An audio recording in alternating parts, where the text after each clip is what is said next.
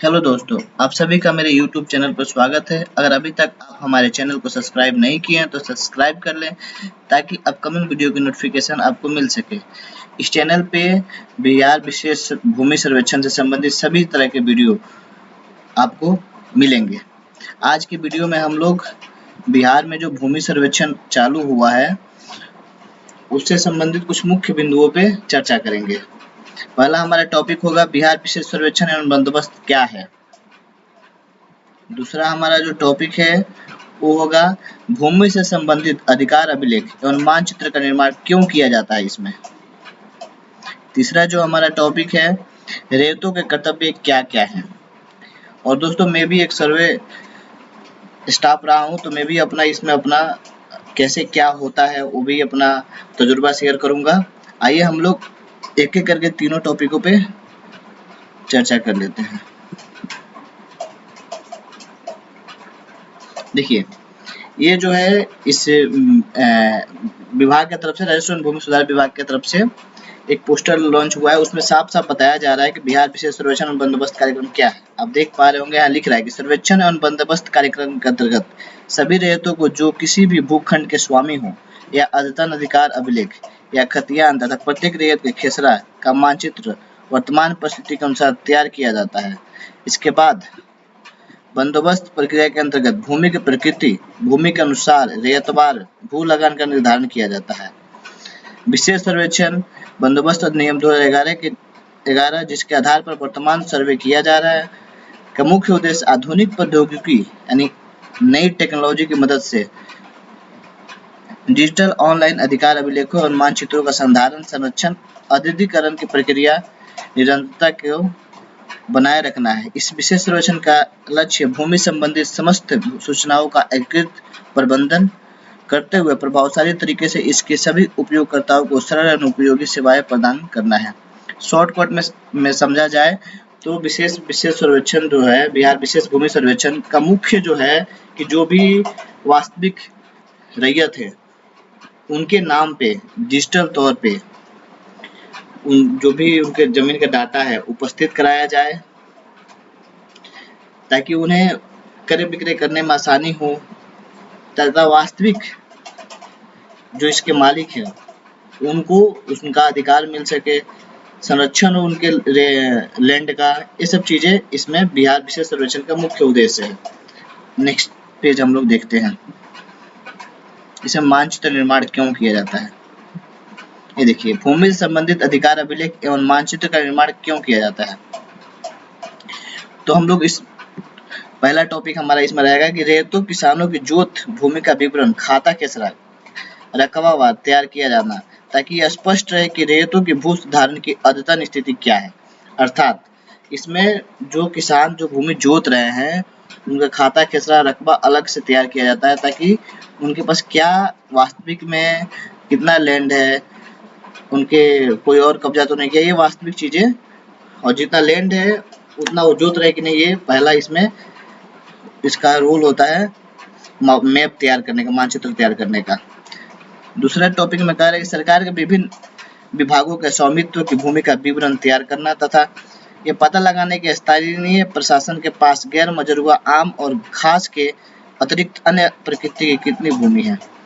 दूसरा हमारा लाइन इसमें बता रहा है कि मानचित्र इसलिए तैयार किया जाता है तथा अधिकार अभिलेख इसलिए तैयार किया जाता है ताकि सरकार के पास या जो भी स्थानीय निकाय है जैसे स्कूल की जमीन होती है या फिर अस्पताल की जमीन होती है या अगर मजरूआ आम होता है या अगर मजरूआ सर्वसाधारण होता है या रेलवे की जमीन होती है तो ये वास्तविक में उस विभाग के पास है कि नहीं, और है तो कितनी लैंड जो है अभी खाली पड़ी हुई है, ये सब चीजें इसमें पता चलता है मैप और अधिकार अभिलेख तैयार करने में।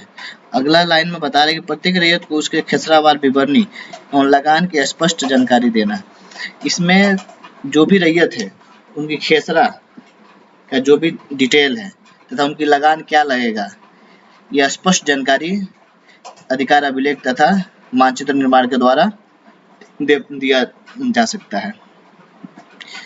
अगला हमारा लाइन बता रहा है कि अद्यतन अधिकार अभिलेख और मानचित्र से भूमि विवाद में कमी लाना, कि मतलब जो भी वास्तविक में मानचित्र का रकबा है उसको स्पष्ट करना, जिससे कि भूमि विवाद कम हो। आप देखते होंगे कई मानचित्र जो होता है पुराने, उसमें लोग रखते-रखते फट जाता है या घिस जाता है, तो अमीन लोग भी मापने में उसको थोड़ा-सा आगे-पीछे कर देते हैं जब गुनिया से मापते हैं तो।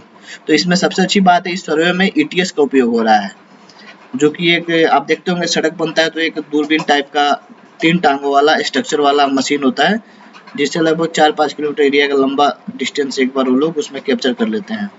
उसी से इसमें ट्रांजैक्शन जो होता है, गाँव में जो पत्थर होता है, 3 सीमाना होता है, वो भी इसी से फिक्सेशन किया जा रहा है। ये बहुत अच्छी बात है कि इसमें जो डिफरेंट आता है वो मतलब 0.5 सेंटीमीटर से भी कम का है। वही जबकि हमारे जरीब वाले सिस्टम में क्या था पहले कि 2 जरीब 3 जरीब एक्स्ट्रा फॉल्ट हो जाती थी, लेकिन इस मशीन में जो ईटीएस आई है इसमें ये चीज़ें नहीं मिलेगी आप लोग को। अगला टॉपिक हमारा भूमि विवाद होने पर विभिन्न न्यायालयों में साक्ष्य के तौर पर प्रयोग किया जाना है। हाँ, सबसे अच्छी बात है कि भू अभिलेख और मानचित्र का निर्माण का मुख्य उद्देश्य एक ये भी है कि जो भी भूमि विवाद होता है तो उसके सबूत के तौर पे, साक्ष्य के तौर पे न्यायालय जो मांगती है तो वहाँ पे ये चीज़ें दिया जाता है। इसलिए जो है मानचित्र तथा अधिकार अभिलेख समय-समय पे अपडेट किया जाता है तथा बनवाया जाता है।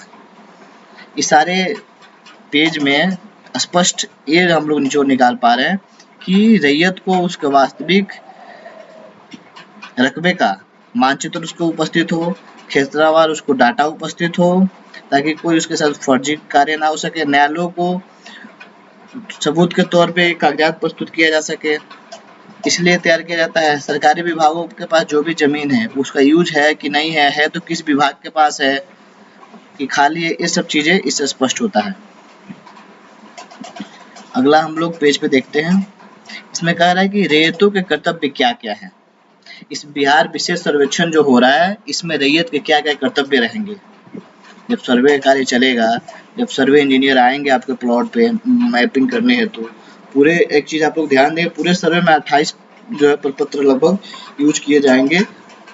इसमें मुख्य प्रपत्र जो है आप लोग के द्वारा पहले स्वघोषणा का प्रपत्र होगा, जिसे प्रपत्र 2 कहते हैं, और 3 का 1 वंशावली का प्रपत्र होता है।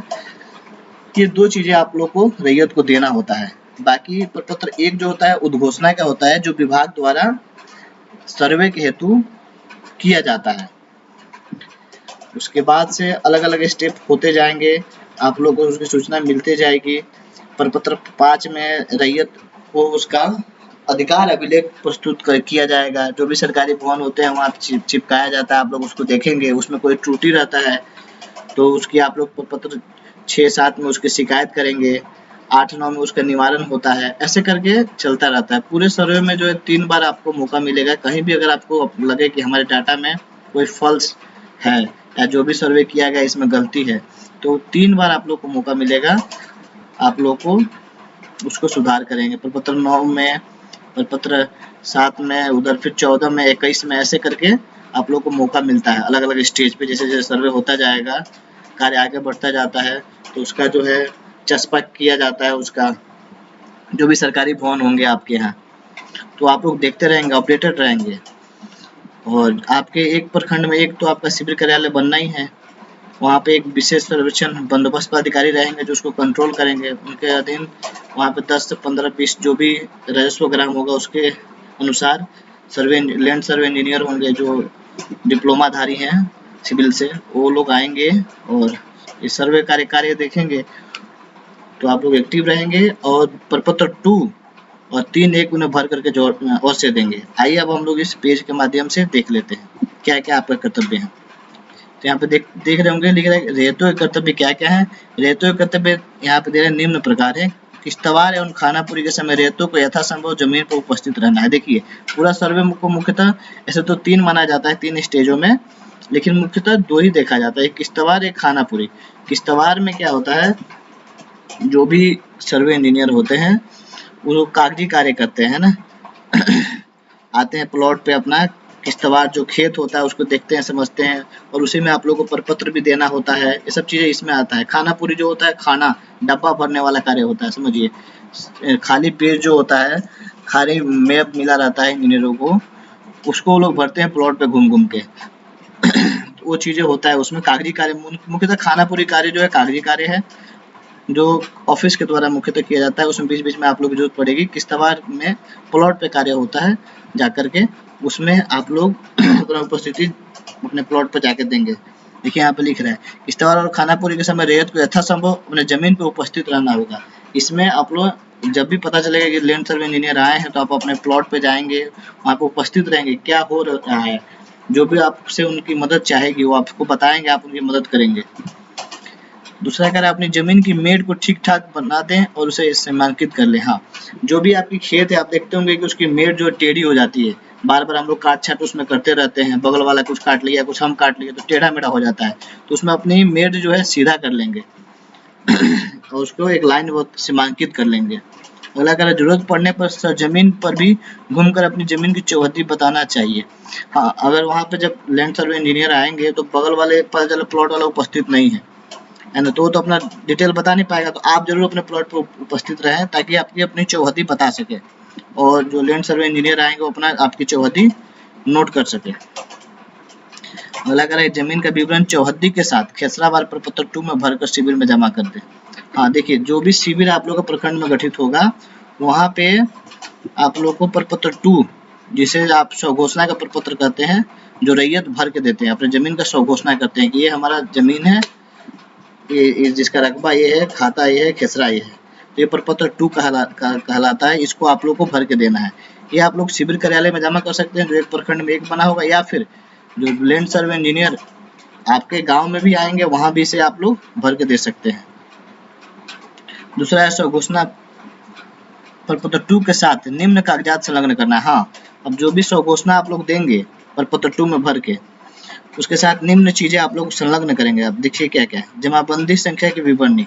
अगर आपकी दाखिल खारिज हो गई होगी लैंड की, तो एक आपके पास एक जमाबंदी संख्या मिली होगी, उसको आप लोग भर करके उसमें देंगे। उसमें जगह कॉलम खाली रहता है, वहाँ पे आप अपना जमाबंदी संख्या भरेंगे। और मालगुजारी जो रसीद होता है, उस पर भी जो है कर्मचारी ऊपर में लिखे रहते हैं जमाबंदी संख्या। तो आप लोग अगर ये नहीं है आपके पास, जमाबंदी संख्या की विवरणी नहीं है या नहीं भर पाए हैं, तो आप लोग रसीद भी लगाए रहेंगे तो उससे काम चल जाएगा। नेक्स्ट है खतियान की नकल, यदि उपलब्ध हो तो। हाँ, सबके पास तो खतियान की नकल उपस्थित होता नहीं है, जिनके पास होगा खतियान की नकल वो लोग लगा देंगे। एक चीज आप लोग ध्यान देंगे, ऑनलाइन जो खतियान अभी अपलोड किया गया है वो अभी मान्य नहीं है, तो पुराना जो आप लोग को पूर्व का सर्वे का मिला होगा, या फिर आप लोग अपना यहाँ जिले से निकलवाए होंगे बंदोबस्त कार्यालय से, वहां से वो वाला होगा तो आप लोग लगा सकते हैं इसमें। अगला, मृत जमाबंदी रैयत की मृत्यु की तिथि या मृत्यु प्रमाण पत्र की छाया प्रति। हाँ, अगर जैसे आपके जो भी पिताजी होंगे या दादाजी होंगे, जो भी पहले का लैंड है उन लोगों के नाम पे रहता है, क्योंकि सर्वे काफी समय पहले हुआ है। अगले वीडियो में आपको मैं बताया भी था कि पहला सर्वे 1890 में चालू हुआ, 1910 तक चला। दूसरा जो 1952 में चालू हुआ, जो कि 23 जिलों में पूर्वी में संपन्न हो पाया, बाकी में नहीं हो पाया। तो अधिकांशतः बिहार की जो लैंड की है वो पूर्वजों के नाम पे है, तो वहाँ पे आप लोग को अपने नाम पे करवाने हेतु ये जरूरी है कि आप बताएं कि हमारे पेरेंट कब मरे, उसका अगर तिथि है आपके पास तो उसमें नोट करें एक उस पे किसी पेज पे, या अगर नहीं है तो मृत्यु प्रमाण पत्र आपके पास है तो वो लगा दें। दोनों में से दे कोई भी, अगर मृत्यु प्रमाण पत्र है तो डेट और मृत्यु की आपको अलग से देने की जरूरत नहीं, उसी में हो जाएगा। नहीं है आपके पास मृत्यु प्रमाण पत्र उनका, तो मृत्यु कब हुई थी उसे एक पेज पे लिख के जो भी आपके वार्ड सदस्य या मुखिया सरपंच है उसे सर्टिफाई करवा करके उसमें लगवा देंगे, अगर आप क्या है वंशजी तौर पे जमीन अपने नाम पे करवाना चाहते हैं तो। अगला है, आवेदन या हित अर्जन करने वाले के मृतक का वारिस होने का प्रमाण पत्र। हाँ, जो भी आप जो है लैंड, इसमें वही कह रहा है, मृतक कोई व्यक्ति है जो मर गया है, उनका अगर आप वारिस होने का दावा कर रहे हैं कि हम उनके वंशज हैं, हमें उनका लैंड चाहिए, तो उसके लिए आवेदन का हित अर्जन करने वाला मृतक का वारिस होने का प्रमाण पत्र आपको कोई साक्ष्य देना होगा कि आप उनके हैं कि नहीं, तो उसके लिए आप एक लोग वंशावली बनवा लेंगे अपने ग्राम पंचायत से और उसे उसमें लगा देंगे अलग से। सक्षम न्यायालय का आदेश हो तो उसकी सच्ची प्रति लगाएं।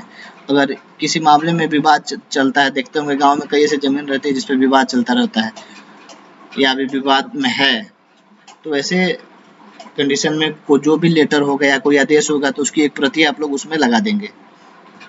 तो आप लोग ध्यान रखेंगे इतनी चीजें जो है प्रपत्र 2 के साथ आप लोग को लगा के देना है। अगला आता है, इसमें कह रहा है कि रेत अपनी वंशावली प्रपत्र 3.1 में भरकर संलग्न कागजात के साथ शिविर में जमा करेंगे। जैसे मैं आप लोग को बताया था कि 3.1 जो है आपका वंशावली का प्रपत्र होता है। इसमें आप लोग को अपने वंशावली जो भी आपके पूर्वज हैं वहां से आप लोग चालू करेंगे। वर्तमान में आप जो व्यक्ति अपने नाम पे कराना चाह रहे हैं वहां तक वो अपना डाटा भरेंगे उसमें, और शिविर कार्यालय में या जो लैंड सर्वे इंजीनियर आएंगे उनको इसके साथ प्रपत्र 2 के साथ प्रपत्र 3.1 भी भर करके दे देंगे आप लोग।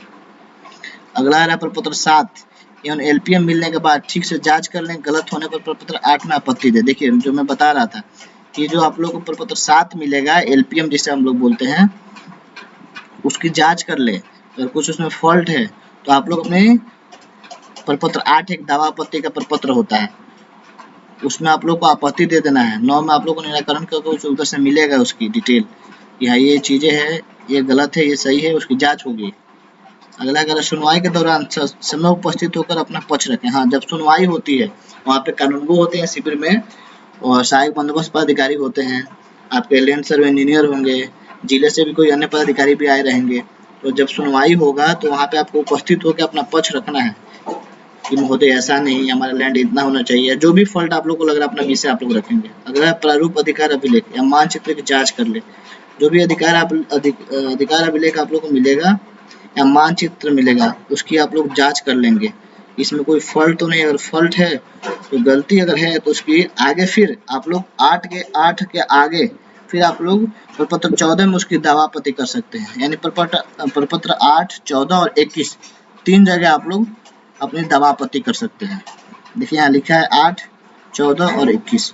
अगला देखिए प्रपत्र 20 में अंतिम रूप से तैयार अधिकार अभिलेख। देखिए अंतिम जो अधिकार अभिलेख तैयार किया जाएगा, जिसे फाइनलाइज किया जाता है, उसके बाद उसमें कुछ सुधार नहीं होता है, तो आप लोग ध्यान देंगे तो अंतिम जो अधिकार अभिलेख तैयार होगा 20 में जाकर तैयार होता है, और उसको मानचित्र का उसमें जो मिलेगा अधिकार अभिलेख प्रपत्र 20 के साथ, उसके मानचित्र को आप लोग अवलोकन कर लेंगे, देख लेंगे, कुछ गलत हो तो उसको सुधार करवा लेंगे प्रपत्र 21 में, और अपना दावा आपत्ति जो भी होगा उसे आप लोग प्रस्तुत कर देंगे। आगे का बता रहे कि अधिकार अभिलेख खतियान की एक प्रति शिविर या बंदोबस्त कार्यालय से अवश्य प्राप्त कर ले। देखिए जो भी अधिकार अभिलेख बनता है, जिसे आप लोग खतियान कहते हैं या तेरिज कहते हैं, ये 3 भागों में बनता है। एक जो होता है पटना मुख्यालय में जाता है, एक जिले में रहता है, और एक जो है रैयत को मिलता है। तो रैयत जो भी होंगे आप लोग अपना जा करके अपने हिस्से का जो आपका मानचित्र होगा उससे आप लोग शिविर कार्यालय से या खतियान की एक कॉपी जो होगी शिविर कार्यालय से या अपने विशेष सर्वेक्षण अमीन से मिल करके अवश्य प्राप्त कर लिए होंगे या प्राप्त कर लेंगे। ध्यान रखेंगे आप लोग। जहाँ सर्वे कंप्लीट हो गया वहाँ पे लोग प्राप्त कर लिए हैं सर्वे, क्योंकि ये काफी समय पहले से 11 में इसकी नियमावली बनी, 12 में इसका स्टार्ट हुआ, फिर काम बंद हो गया, फिर इधर 20 में चालू हुआ। बिहार के पूर्वी जिलों में 20 जिलों में, अभी पश्चिमी 18 जिलों में चल रहा है, जैसे गोपालगंज, सिवान, छपरा, बक्सर, इधर अब चल रहा है, जो कि हमको लग रहा है 2-4 दिनों में स्टार्ट हो जाएगा। सभी कर्मी आ गए हैं, तो आप लोग इन सब चीजों का ध्यान रखेंगे। और आगे जो है प्रपत्र 2 और 3.1 कैसे भरा जाएगा, जल्दी कल परसों मैं आप लोगों को एक वीडियो में अपलोड कर दूंगा, जिसके माध्यम से आप लोग समझ लेंगे कि प्रपत्र 2 और 3.1 कैसे भरा जाएगा। और जो भी सर्वे का कार्य चलेगा इस चैनल के माध्यम से मैं आप लोगों को अपडेट देते रहूंगा। तो आप लोग इस चैनल से जुड़े रहें तथा बिहार विशेष सर्वेक्षण जो लैंड का हो रहा है, इससे अपडेट जो भी आएगा मैं आप लोगों को दूंगा। इस चैनल पर बन करके जुड़े रहें और देखते रहें। चैनल पर बने रहने के लिए धन्यवाद।